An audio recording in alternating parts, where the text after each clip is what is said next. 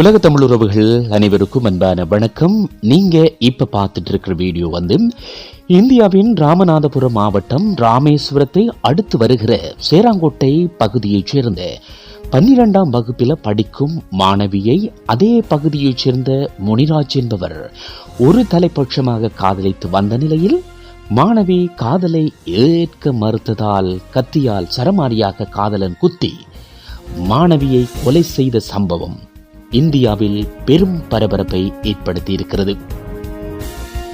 கொலை செய்யப்பட்ட மாணவியினுடைய பெற்றோர்கள் மற்றும் உறவினர்கள் போலீஸ் நிலையத்தின் முன்பாக போலீஸோடு மிகவும் வாக்குவாதப்பட்டு உணர்ச்சி வசப்பட்டு கோபப்பட்டு கொந்தளிக்கிற காட்சிகள் மேலும் பெரும் பதட்டத்தை ஏற்படுத்தும் என்ற நிலைப்பாட்டில் போலீசார் அதிகம் குவிக்கப்பட்டு பாதுகாப்பு பலப்படுத்தப்பட்டிருக்கிறது. இந்த கொலை சம்பவத்தோடு தொடர்புடைய காதலனை கைது செய்திருக்கிறாங்க. அவருக்கான சரியான தண்டனைகளை அல்லது சட்ட ரீதியான நடவடிக்கைகளை மேற்கொள்வதற்கு போலீசார் மேலும் விசாரணைகளை மேற்கொண்டு வருகிறாங்க. மீண்டும் மற்றொரு பதிவினூடாக உங்கள் அனைவரையும் சந்திக்கும் வரை உங்களிடமிருந்து விடைபெற்று செல்கிறேன்.